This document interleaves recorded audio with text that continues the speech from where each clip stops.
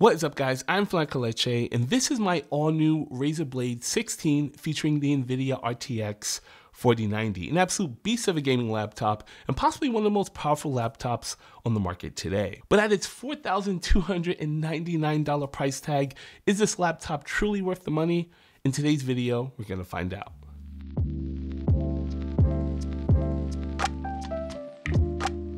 So what exactly is new with the all-new Blade 16? Well, actually quite a few things have been changed. Starting off with the obvious, there's been a major change in the chassis. So it still does carry over a ton of the design language we've seen in previous generation Razer laptops, which is actually a good thing because I've always really loved the way Razer laptops looked. But now we're seeing a larger and thicker overall chassis, and that's going to be presumably to accommodate for some of those higher TDP parts that we're now seeing in newer generations of the laptop. We're also seeing a new redesigned display. This is a mini LED display with dual native resolutions. We'll talk more in detail about that later on in the video, but it also does now come in a different resolution, which is going to be 3820 by 2400, and then also a 16-inch 16 by 10 aspect ratio. So those are just some of the updates that you're going to see out of the new Blade 16, but the real question is, how do all these components come together, and what's it like actually using the Blade 16, and what are you getting for your $4,300? So the Blade 16 is going to come pretty well equipped. Along the left-hand side of the laptop, you are going to find a custom power port, as well as two USB-A ports, which are USB 3.2 Gen 2, or around 20 gigabits of transfer per second. You're also going to have a USB 4 USB-C port, which is going to give you up to 40 gigabits per second. And then you're going to have a 3.5mm headphone jack for the folks that are still using those. Around the right-hand side of the laptop, you are going to see a Kensington lock, an HDMI 2.1 port. You're also going to have another USB-A 3.2 Gen 2, about 20 gigabits per second of transfer speed, and then another USB-C, USB 4 port, and then finally an SD card reader. And then there is the keyboard on the Blade 16, which is an RGB keyboard with individually lit keys. Personally, I've never actually found a laptop keyboard that I absolutely love, but I will say that the Blade 16 keyboard is okay. The keys do have a bit of travel and they're somewhat clicky, so overall it's a pretty good typing experience. And just below the keyboard is the new and improved and much larger Razer Trackpad. Now for me personally, I've been having a ton of issues with my Blade 16 trackpad. I'm getting a lot of ghost clicking and ghost dragging. Now I've looked this up online and I have seen a number of other users also complain about this, which I find to be pretty crazy. There have been a number of hot fixes and firmware updates so far that Razer has released. However, my trackpad is still giving me a bunch of issues, but overall I'm not very happy with the functionality of the current trackpad, but when it does work and it's not doing the weird phantom ghost clicking, it does work pretty well. The Blade 16 also comes with a 2 megapixel 1080p webcam, which also features Windows Hello, so you can open up your laptop with just your face. And another really cool feature is it comes with a physical switch to be able to actually block out the webcam if you're looking for a bit of privacy.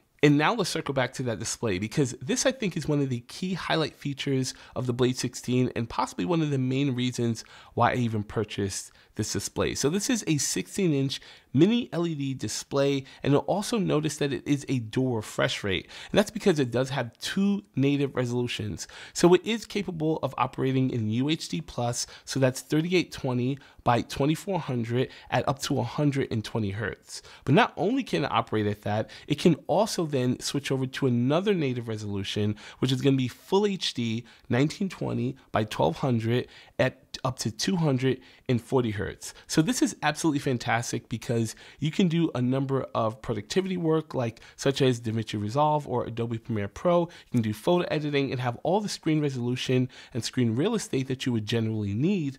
But then you could switch your screen over to Full HD 1080p and get even higher refresh rate, and then also have even better performance out of the already very fast performing RTX 4090 built into this laptop. And I think that is absolutely amazing. Now, as much as I love this display, it's not without flaws. I've definitely found the native 1080p mode to just not be as sharp as some other 1080p displays. And no, I'm not just talking about the idea of switching between 4K and then 1080p and noticing the differences. I'm saying the native 1080p mode is just not as sharp as some other monitors that I've used with native 1080p resolution.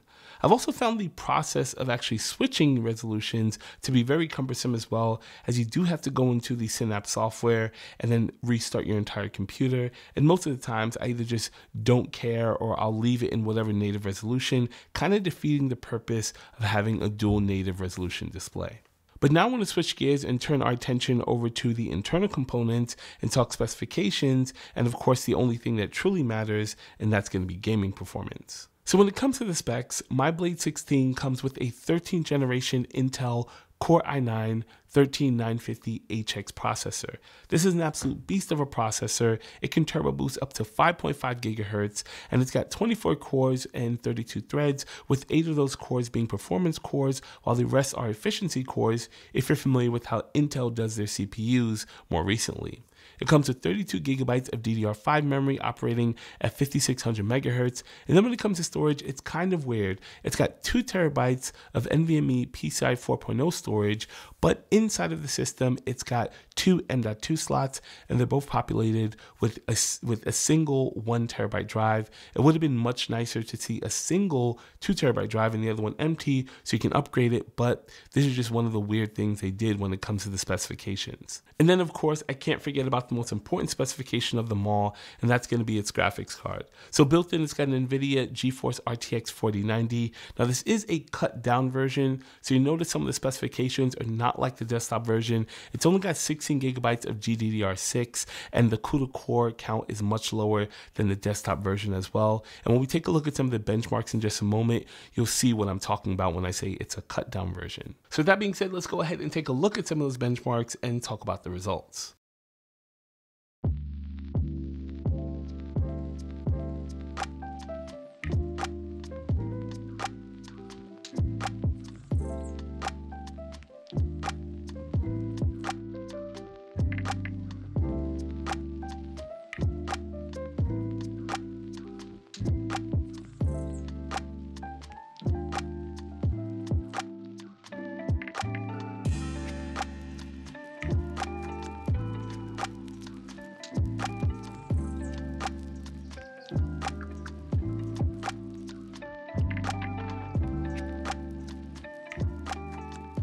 So after taking a look at some of those benchmarking numbers, it is pretty clear to see that, yeah, the Blade 16 powered by the RTX 4090 is an absolute beast. I mean, any gaming laptop that can handle Cyberpunk at a playable frame rate at 4K definitely gets a W in my book.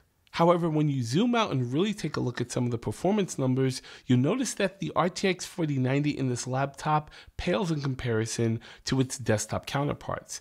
In fact, I only ended up comparing the laptop RTX 4090 to my desktop RTX 4080 because in all honesty, it could barely even hang with that graphics card. And if it can't handle my desktop 4080, it's definitely not going to handle my desktop 4090. And while I do still think the performance coming out of the Blade 16 is impressive for a laptop, I do think if you're going to be dropping nearly $5,000 on a gaming laptop, you should probably understand that while it does hold the RTX 4090 moniker, it pales in comparison to its desktop counterpart. So now I want to circle back to the question that I asked at the beginning of this video. Is the Blade 16 powered by the RTX 4090 worth its near $5,000 price tag? I'm going to go ahead and say no, absolutely not, and let me tell you guys why. I've run into a number of really weird issues when it comes to this Blade 16. Everything from a weird flickering display to the aforementioned ghost clicking and dragging that I've seen on my trackpad. I've also seen weird artifacts on my screen as well, and just a bunch of other quirks that I don't think a laptop that costs nearly $5,000 you should have to deal with. And in case you're thinking, hey, Flan con Leche, you probably have a defective unit, this is actually my third Razer Blade 16 that I've went in exchange for, just to see if I was having an issue with just mine. And of course, the issues are persistent across all 3 of the models that I picked up for this review. So they're definitely prevalent, and I think this is sort of a running theme when it comes to Razer, as they tend to have pretty poor QA when it comes to some of these products that they're releasing to the market. Another issue that I have with this laptop also has to do with the performance. Now, while it is impressive when it comes to performance, I do think it's just really loud in order to achieve some of these things. Now, this might be me being spoiled from having a 16-inch MacBook Pro powered by the M2 Max processor. With that laptop, I've honestly almost never heard the fan kick up under any circumstances. But when it comes to this laptop in idle on silent mode, this thing kicks up to a whopping 48 dBA or 48 decibels, which I think is pretty loud for a laptop that's doing nothing but just displaying a desktop.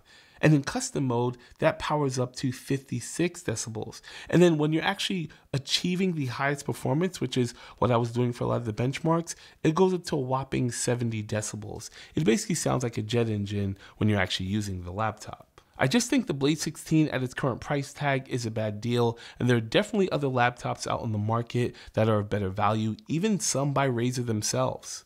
Consider picking yourself up a last generation Blade 15 or possibly even 14, and you'll actually find yourself with a much better value laptop that may have some of the same quirks, but at least it didn't cost you an arm and a leg. So that's going to be it for my review of the all-new Razer Blade 16. If you guys have any questions, feel free to leave them down in the comment section below. Also, while you guys are down there, if you like this video, hit that like button. Once again, guys, I am Franco Leche. Thanks for checking out this video, and I'll see you guys in my next one.